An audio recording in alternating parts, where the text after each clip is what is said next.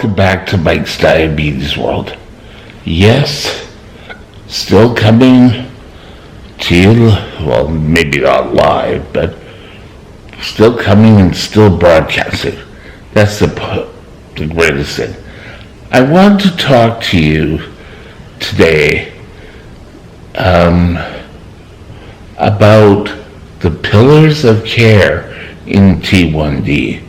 And what am I talking about, pillars of care? Well, we're going to go through each of them and see how you're doing with them, or if you want to pass along information. I was hoping when I started these video channel that we could really get into a discussion, and maybe someday we'll be able to take it further. So first thing today, let me get my iPad here, and we'll just open it up and go here, and we have, of course, what I wanted. I don't have it, but they say there's 7 pillars, which I don't know how they come up with 7. So 7 pillars of self-care diabetes.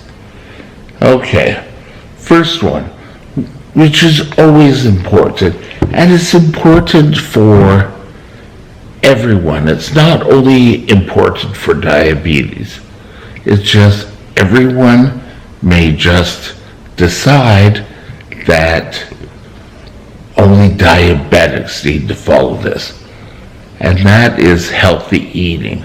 What's your salt intake? What's your fat intake?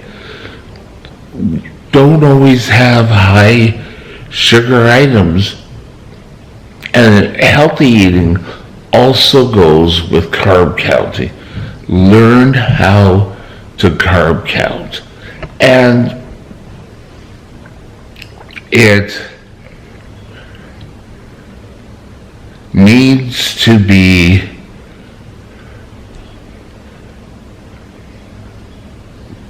updated.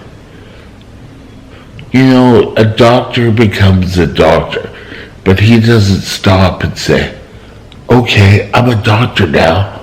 I can just go on for the rest of my life. There's ongoing learning, and with the diabetes, you too could need to hold yourself in and get yourself learning. So do that with your carb counting.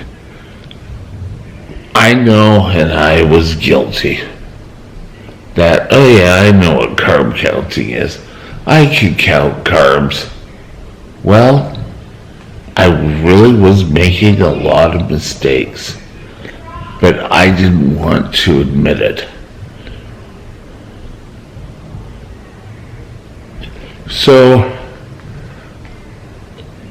eating, you should be eating out all the time, and when going to restaurants where there's high processed foods, and you know, may have higher sugars than you're thinking, maybe high in salt or fats. Oh my God. And just a little heads up, yesterday here at the home,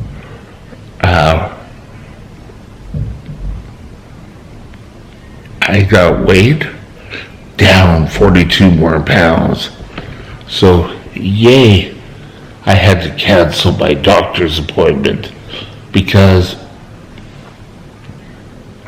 there was no way to get in and get taken care of and get back out here. It makes for a very long day. And, you know, especially when he's on the west side of Vancouver, all I'd be doing is traveling, and but still 42. So the pillar that we call eating should really include counting your carbs, how it's cooked, don't cook in excess fat. Be sensible about what you're eating. Watch the amounts. Because my biggest thing is that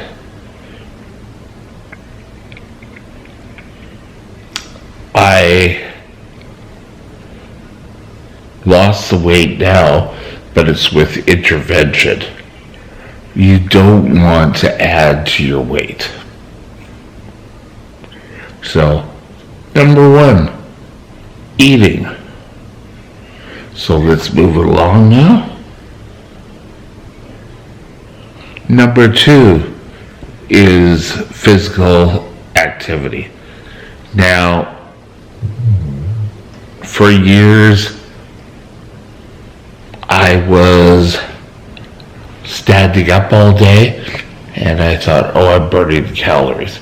But I really wasn't doing anything to build my weight. Just one sec here.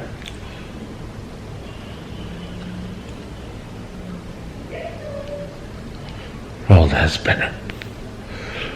So, you need to be physical. It could be going for walks after meals. It could be you want to play softball, or you're part of a hockey team.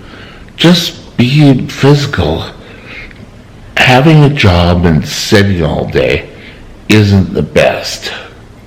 Now, because I'm now older, and I'm finding it hard to be more active. Don't fall into my category.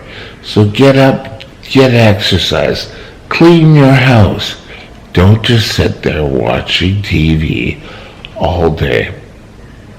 I don't know anyone who really likes to do that. Guilty. Okay, let's take a look at number three. Is you need to monitor your blood sugars. Type 1 and even type 2s. The glucometers are so inexpensive. In Canada, if you buy 100 strips, or you could get provincial bodies or whatever buys 100 strips, you could get a free glucometer. And that glucometer is super.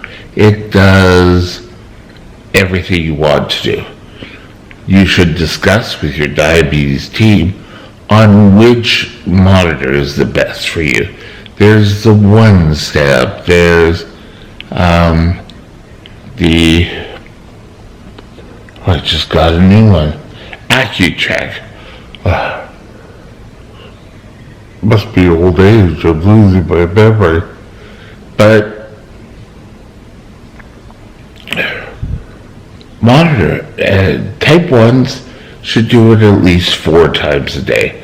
Breakfast, lunch, dinner, and bed, so that you're able to work on your levels. Because if you don't, you're never going to really know where you are. And you should also be testing if you're feeling like you're low. Oh God, no, not that. But you need to trust me about that.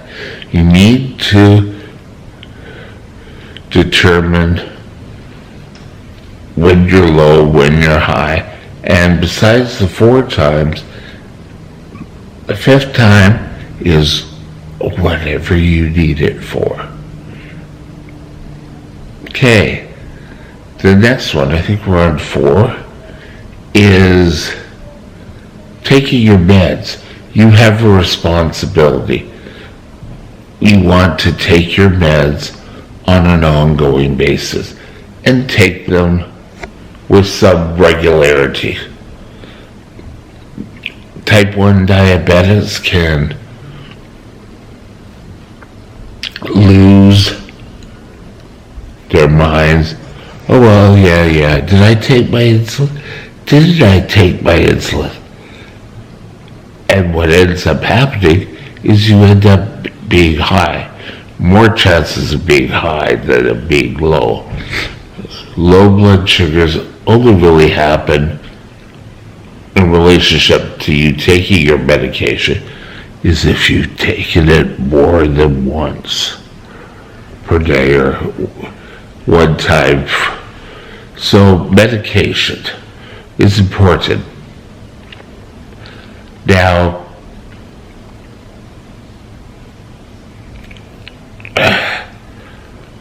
another thing we need to take a look at is you have to live your life. And I've said this before. For example, at the beginning of your meals, or you should do your blood sugars. If your blood sugars are high and you want that piece of cake, have that piece of cake. Count the carbs. Take your insulin. Don't just sort of, oh well, whatever. Doesn't work. And the last pillar that, you can do all these things, but this one will help you live a long, healthy life. And this is keep your blood sugars as tightly controlled as possible. Don't go out of range and sit up and high and say, oh yeah, for the last 2 weeks I've had a super high blood sugar and have done nothing about it. That's only going to hurt you. So ensure that you take care of your diabetes by using all these pillars. That's our talk for today. I hope you've learned something. Take something away, discuss it with your nurse, because remember, I'm not a doctor here. Anyway, have a great day. We'll talk to you later. Bye now.